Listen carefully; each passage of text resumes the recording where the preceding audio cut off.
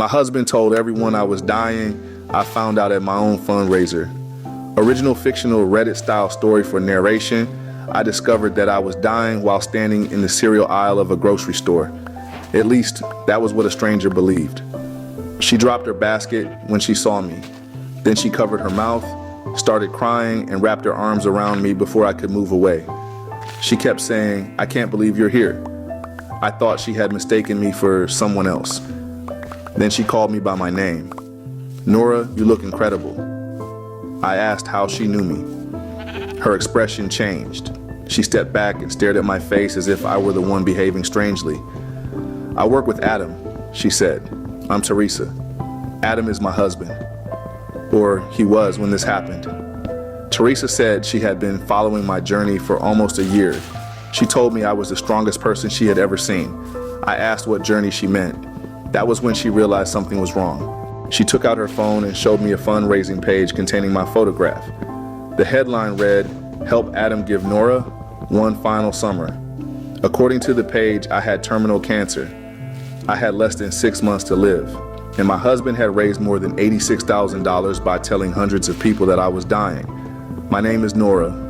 I'm 34 years old. I am not dying. As far as I know, I am completely healthy. Adam and I had been married for 8 years. We met at a friend's birthday dinner and moved in together less than a year later. He worked as a regional sales manager for a medical supply company. I worked at a public library. Adam was outgoing in a way I never was. He remembered birthdays, organized office parties, and volunteered to speak at weddings. If a neighbor needed help moving furniture, Adam was the person who appeared with coffee and a rented truck. People trusted him quickly. I believe that was because he was generous. Now I understand that Adam also needed to be needed. The only significant health problem I had experienced happened 18 months before I met Teresa. I developed severe abdominal pain while working. At the hospital, doctors discovered a large ovarian cyst. It required surgery, but it was benign. I spent 2 nights in the hospital and returned to work 3 weeks later. Adam was wonderful during my recovery. He slept in an uncomfortable chair beside my hospital bed. He managed my medication schedule, cooked meals, and sent updates to our families. He also took photographs. I knew about some of them. There was a picture of me smiling weakly from the hospital bed and another of Adam holding my hand. At the time, I thought he wanted to document the experience because we had been frightened. Those photographs later became the beginning of my fictional cancer journey. The fundraising page contained dozens of updates written by Adam. The first explained that doctors had discovered cancer during my surgery. Another claimed it had spread to my liver. He described chemotherapy appointments that never happened, consultations with specialists I had never met, and emergency hospital admissions on days when I had actually been at work. The page said I had stopped using social media because reading messages was emotionally exhausting. It asked people not to contact me directly. Adam wrote that he would share their love with me when I was strong enough. Every detail had been designed to explain why no one could speak to the supposedly dying woman. Teresa stood beside me in the grocery store while I scrolled. She looked physically ill. She said Adam had been attending a support group for caregivers. Several employees at his company had donated money, vacation days, and airline points. The company had given Adam paid leave to accompany me to treatments. There had been meal deliveries, gift cards, and collections at local churches. I asked Teresa whether she had ever met me before. She shook her head. Adam told everyone I was deeply private and ashamed of how the treatment had changed my appearance. Teresa said she had seen me once from a distance at Adam's company picnic 2 years earlier. That was how she recognized me. I asked why she had been crying when she saw me. She hesitated. Then she showed me an invitation. A fundraising dinner was scheduled for that Saturday at a hotel downtown. It was being promoted as my farewell celebration. The title was One Final Summer for Nora. Adam was supposed to give a speech about preparing to lose his wife. More than 200 people had bought tickets.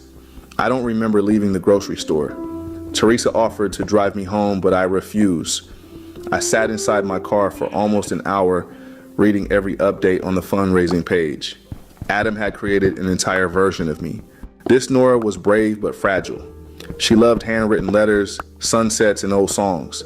She was afraid of dying, but more concerned about leaving Adam alone. Some of those details were true. Others were things Adam had invented. One update included a quotation, supposedly written by me. "I'm no longer asking how much time I have. I'm asking how much love I can fit into the time that remains." I had never written or said those words. The post had been shared more than 9,000 times. Beneath it, strangers described losing their parents, spouses, and children. Cancer survivors offered advice. People who could barely afford rent donated $10 or $20. A woman named Melissa had donated $12,000. Her message said, "My husband didn't get his final summer. I hope Nora does." I felt as if I were reading messages left at my own funeral. My first instinct was to call Adam. Instead, I called my older sister, Lucy. Lucy and I hadn't spoken properly in nearly a year. Our relationship had become strained after my surgery. She sent several messages asking to visit, but I remembered telling her I needed space. When I called, she answered immediately. Before I could explain, Lucy asked if something had happened to Adam. I told her I had found a fundraising page claiming I was dying. The silence that followed lasted so long that I thought the call had disconnected. Then Lucy began crying. She already knew about the cancer. Adam had called her after my surgery and told her the cyst was malignant. He claimed I didn't want anyone to know how serious it was. For months, Lucy sent messages asking to help. Most received short replies, supposedly written by me. Eventually, she received one saying, "Please stop contacting me. I need peace, not pity." I had never sent that message. Adam had access to my phone during my recovery because he managed my calls and medication reminders. I checked my blocked contacts. Lucy's number was there. So were 3 cousins, 2 former coworkers, and a college friend. Adam hadn't only prevented donors from reaching me, he had separated me from anyone who might discover the truth. Lucy wanted me to leave the house immediately. I told her I needed to understand what Adam was planning. She arrived 20 minutes later with her husband. I packed clothing, important documents, and my laptop. Then we went to their house. Adam called around 6. He said he was working late. I nearly laughed. I wondered whether working late meant attending another support meeting to discuss my imaginary decline. I told him I had a headache and planned to sleep. He said he loved me. I said it back automatically. That frightened me more than the fundraising page. Even after learning what he had done, my body still followed the routine of our marriage. For the next 2 days, Lucy and I collected evidence. The fundraising campaign had started 14 months earlier, 4 months after my surgery. Adam's first update claimed doctors were still investigating complications. The cancer diagnosis appeared several weeks later. Each new crisis coincided with something Adam needed. When his company questioned his declining sales numbers, I was supposedly hospitalized. When he missed an important conference, I had supposedly begun chemotherapy. When our credit card balance suddenly disappeared, the fundraising total had increased by almost the same amount. I checked our joint accounts. The donations had not been deposited there. Adam had created a separate account using the name of a private family trust. I had never heard of the trust. I also discovered that Adam had taken out 2 credit cards in my name. Both were nearly at their limits. The situation was no longer only humiliating, it was financial fraud. Lucy wanted to contact the police immediately. I agreed that we would, but first I wanted to attend the fundraiser. She said that was a terrible idea. She was probably right. But 200 people were preparing to say goodbye to me while my husband stood on a stage and accepted their sympathy. I needed them to see that I was alive. The fundraiser took place inside a hotel ballroom. Lucy and I arrived after dinner had been served. A large photograph of me stood outside the entrance. It was the hospital picture Adam had taken after my surgery. Someone had edited it into black and white and placed orange flowers around the frame. Beneath the photograph were the words, "For Nora, your courage changed us." I was wearing the same blue dress I wore to work every Monday. Walking past my own memorial photograph while dressed normally felt unreal. Inside the ballroom, Adam was standing on a stage. A slideshow played behind him. There were photographs from our wedding, vacations, and birthdays. Images I had considered private were being shown to strangers as memories of a dying woman. Adam's voice broke as he spoke. He said the hardest part of loving someone was knowing love could not save them. People in the audience were crying. Then Lucy opened the ballroom doors. At first, no one noticed us. We walked down the center aisle. A woman near the back looked at me and gasped. Others turned. The reaction moved through the room like a wave. Adam stopped speaking. He saw me. For several seconds, he didn't move. His face looked completely empty. Then he smiled. It was the same smile he used when something went wrong during a presentation. He said my name into the microphone. "Nora, what are you doing here?" I looked at the photograph behind him. Then I looked at the audience. "My husband has been lying to you," I said.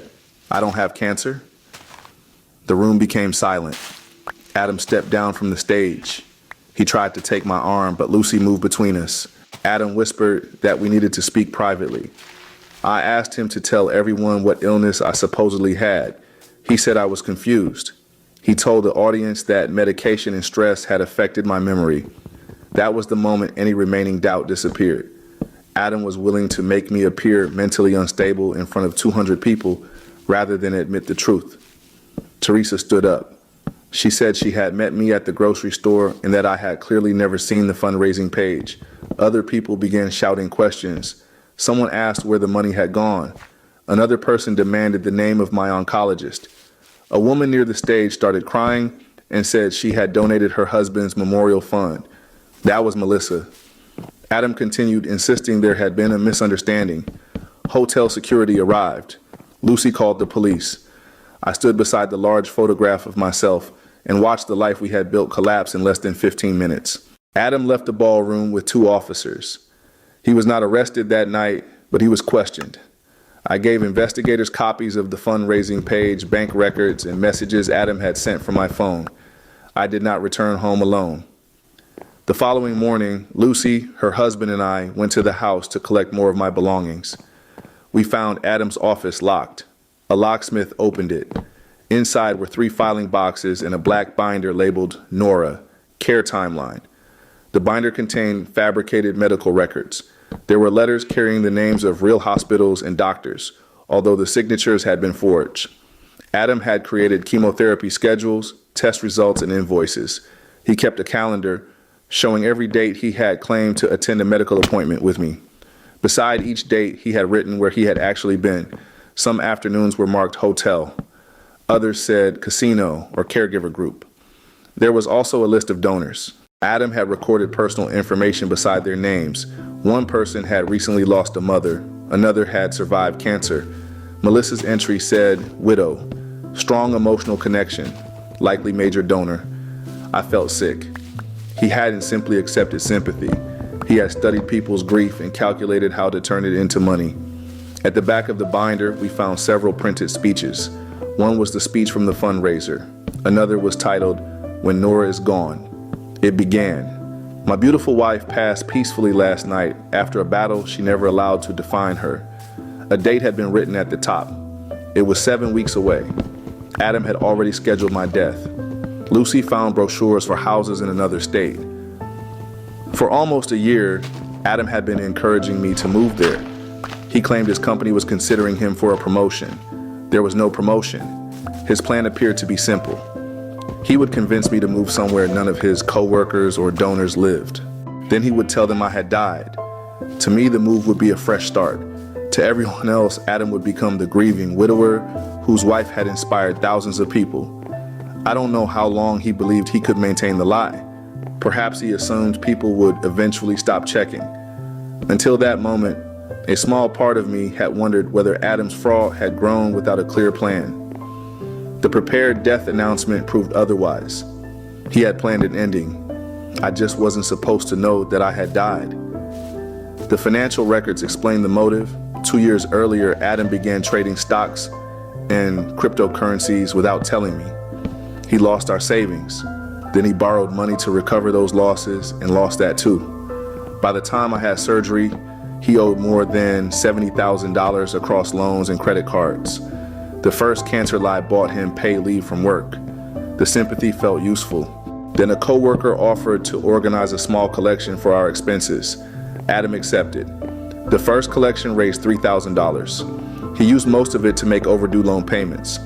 After that, the story became more serious. A more serious illness produced more sympathy. More sympathy produced more money. Eventually, he built an entire identity around being my caregiver. Some of the donated money had been spent on me. A weekend trip I believed was an anniversary gift had been paid for with donations. Our renovated kitchen had been partly funded by people who believed they were helping with treatment costs. The necklace Adam gave me for my birthday came from money donated by Melissa. I removed it as soon as I discovered that. Every gift now felt stolen. Adam sent me a long voice message 3 days after the fundraiser. On the recording, he admitted most of what we had discovered. He said he never expected the original lie to grow. According to him, he planned to tell his coworkers that my diagnosis had changed. Then people started treating him differently. His manager stopped criticizing him. Friends called him brave. Strangers trusted him with their most painful memories. Adam said being seen as a devoted husband made him feel like the person he wanted to be. He claimed that part of him genuinely began to believe the story. He knew I wasn't sick, but the emotion people gave him felt real. When he spoke about losing me, he actually imagined it. He said that proved he loved me. I listened to the message twice. Then I forwarded it to the investigator. Love was the word Adam used whenever he wanted his actions to sound less deliberate. He loved me, so he photographed me in the hospital. He loved me, so he isolated me from my sister.